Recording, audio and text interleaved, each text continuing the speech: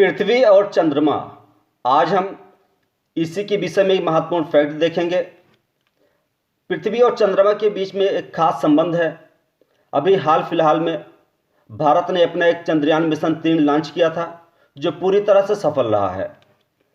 Chandrayaan mission यहाँ से 14 जुलाई 2023 को लॉन्च हुआ और ये चंद्रमा की सतह पर 23 अगस्त 2023 को पहुंच चुका है।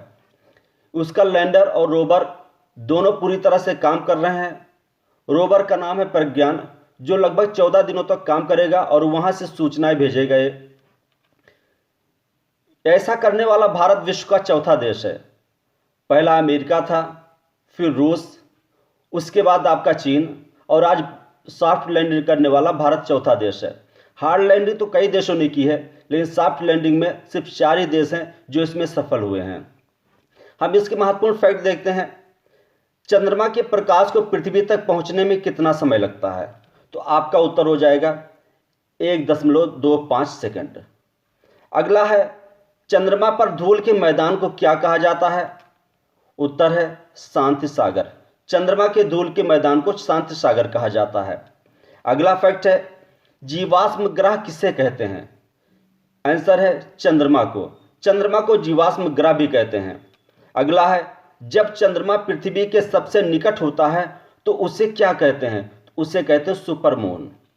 नेक्स्ट है, ब्लू मून किसे कहते हैं? जब एक कैलेंडर माह में 2 पूर्णिमाएं होती हैं तो पहली पूर्णिमा का चांद कहते हैं, और जबकि जब दूसरी पूर्णिमाएं होती हैं तो उस समय पूर्णिमा के चांद को ब्लू मून कहा जाता है। अगला है, चंद्रमा पर अपना प्रकाश नहीं होता, वह सूर्य की प्रकाश को परावर्तित करता है और इसी को चांदनी कहते हैं। नेक्स्ट है, पृथ्वी से चंद्रमा की दूरी लगभग कितनी है? यह लगभग 3,84,000 किलोमीटर है। पृथ्वी से चंद्रमा की दूरी लगभग 3,84,000 किलोमीटर है। अगला है, चंद्रमा का व्यास पृथ्वी के व्यास का कितना है? तो चंद्रमा का व्यास पृथ्वी के व्यास का 1/4 है।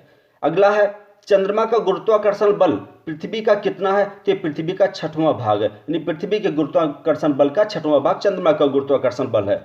अगला है, चंद्रमा अपने अक्ष पर घूमते हुए पृथ्वी का एक चक्कर कितने समय में पूरा करता है? तो एक चक्कर पूरा करता 27 दिन 7 घंटे 43 मिनट में। अगला है, पृथ्वी पर किसी स्थान के ऊपर से पूरी पृथ्वी की परिक्रमा करके फिर उसी स्थान पर आ जाने में चंद्रमा को कितना समय लगता है? तो फिर उसी चंद्रमा वास्तव में 27 दिन 7 घंटे 43 मिनट में एक चक्कर पूरा कर लेता है, लेकिन साथ साथ में पृथ्वी भी घूमती रहती है। इसलिए अगर उसी स्थान पर चंद्रमा को दोबारा आना पड़ता है तो उसके लिए उसको लगता है 29 दिन 12 घंटे 44 मिनट। अगला प्रश्न है, जिस रात चंद्रमा बिल्कुल गोल दिखाई पड़ता है उस रात को क्या कहते हैं? तो उसको कहते हैं पूर्णिमा की रात है। अगला प्रश्न है, जिस रात को चंद्रमा बिल्कुल नहीं दिखाई देता है उस रात को क्या कहते हैं? तो उस रात को अमावस्या कहते हैं, या इसको इंग्लिश में न्यू मून कहते हैं। अगला प्रश्न है, चंद्रमा के आकार में प्रतिदिन आने वाले बदलाव को हम क्या कहते हैं? इसको कहा जाता है चंद्रमा की कलाएं।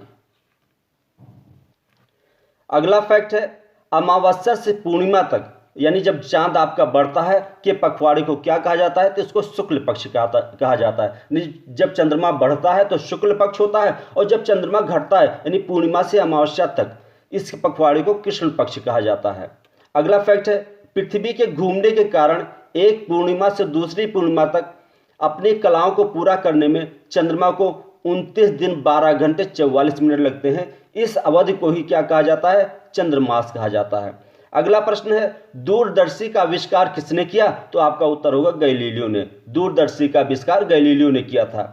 अगला है, अंतरिक्ष में जाने वाले प्रथम व्यक्ति कौन थे? तो अंतरिक्ष में जाने वाले प्रथम व्यक्ति रूस के थे यूरी गागरिन, जिन्होंने अंतरिक्ष में की यात्रा 12 अप्रैल 1960 को वोस्तोक 1 नामक अंतरिक्ष यान से इन्होंने पृथ्वी की परिक्रमा की थी।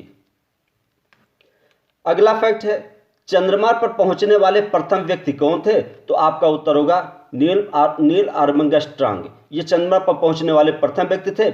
ये 20 जुलाई 1969 को संयुक्त राज्य अमेरिका का अपोलो 11 अंतरिक्ष यान से गए थे, और इनके 2 सहयात्री भी थे। एक का नाम था एडविन एल्ड्रिन और एक का नाम था माइकल कॉलिंस। लेकिन सबसे पहले चंद्रमा पर जिसने कदम रखा था उसका नाम था नील आर्मस्ट्रांग।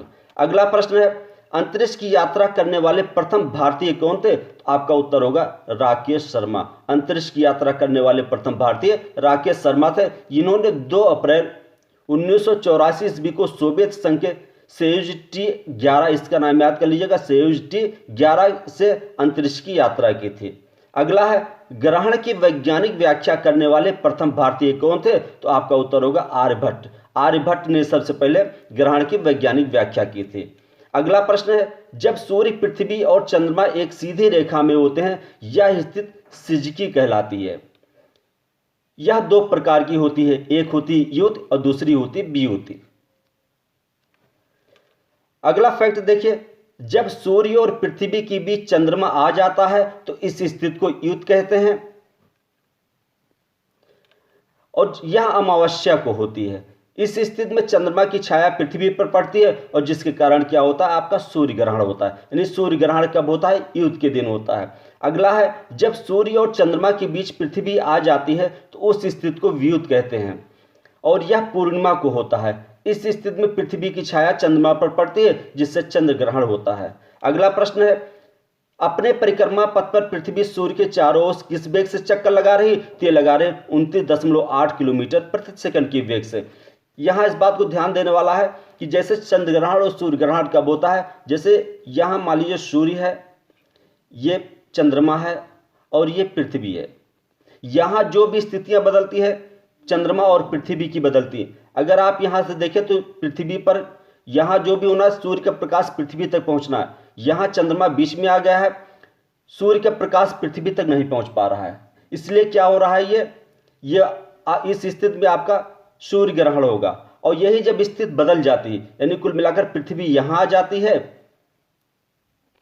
सूर्य यहीं रहता है और चंद्रमा यहाँ आ जाती है, तो इसमें क्या होता है, सूर्य का प्रकाश चंद्रमा तक नहीं पहुंच पा रहा है, और जब सूर्य का प्रकाश चंद्रमा तक नहीं पहुंचे तो ये चंद्र ग्रहण होता है।